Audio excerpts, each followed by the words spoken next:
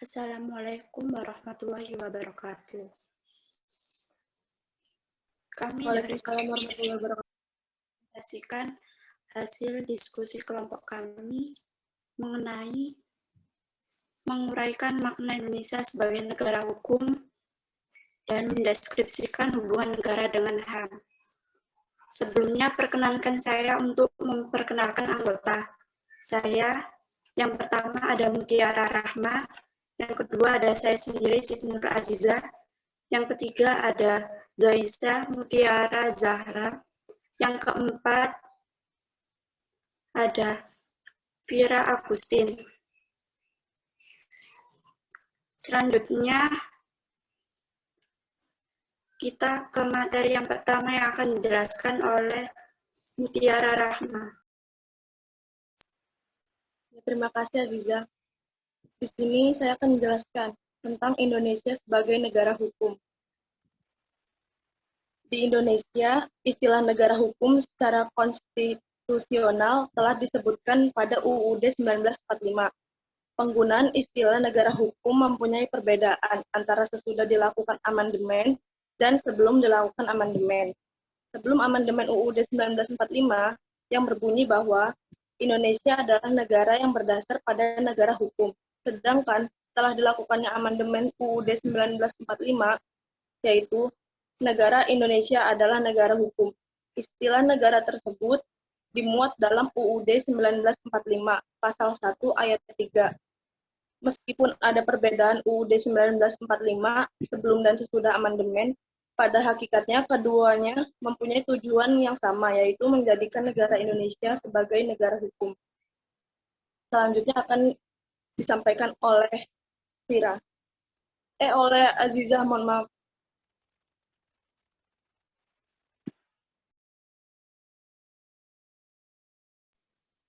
Putri, slide selanjutnya ya.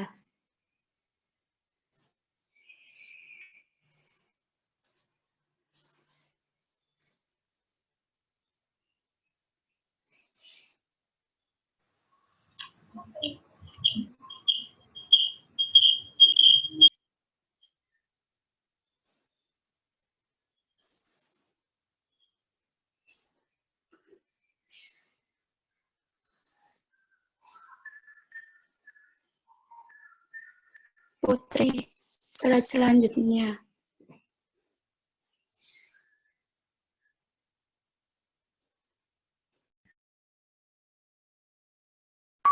Sudah.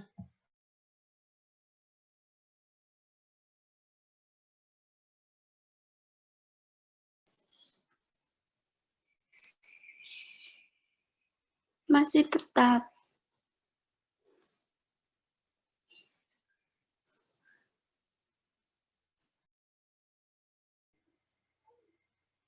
Tapi ini laptopku udah selanjutnya, di situ belum keluar, ta? Belum.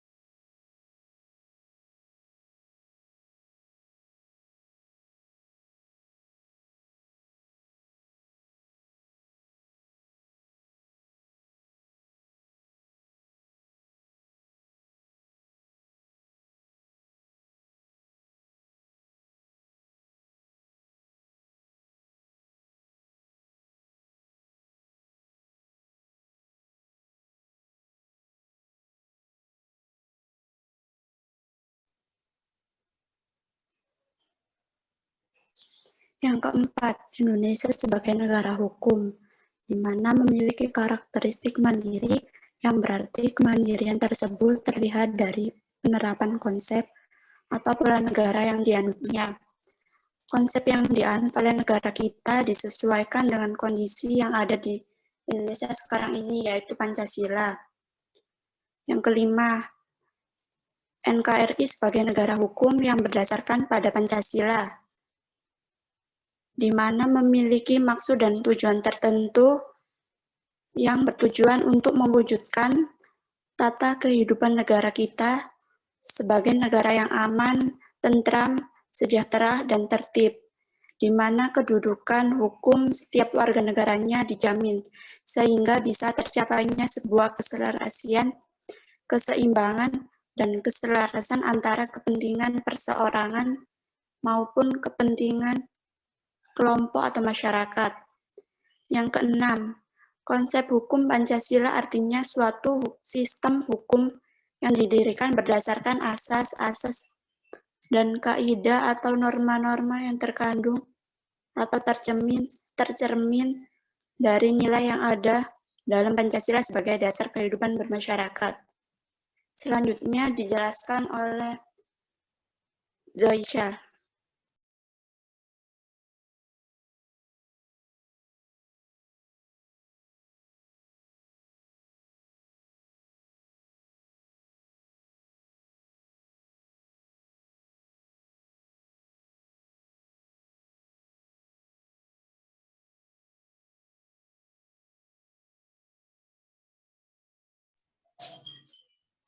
Baik, terima kasih Aziza. Saya akan melanjutkan.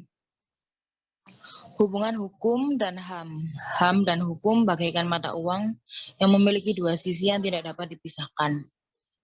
Hukum sebagai batasan dan sebagai pengawal HAM yang dapat merealisasikan perwujudan keadilan dari HAM. Hukum sebagai alat yang mengatur HAM untuk mendapatkan hak yang sama, dan HAM harus dipertahankan karena ciri negara kita adalah negara hukum yang menjamin adalah hukum dengan tujuan untuk melindungi hak asasi warga negaranya. Hubungan hukum dan HAM ini sangat berkaitan karena segala perilaku kehidupan manusia di suatu negara selalu berdasarkan kepada hukum tersebut. Semua hak itu diatur oleh hukum dengan pembuktian bahwa hukum mengatur segala hal.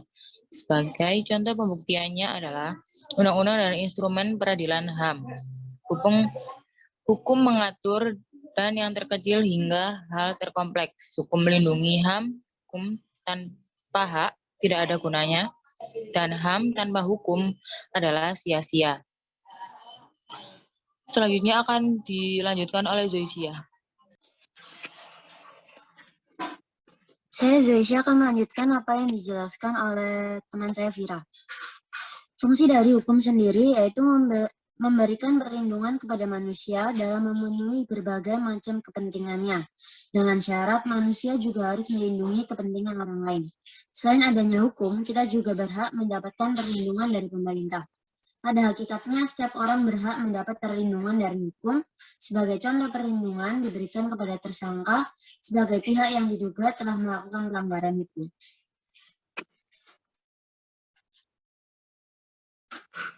Jika ada yang mau bertanya, dipersilahkan.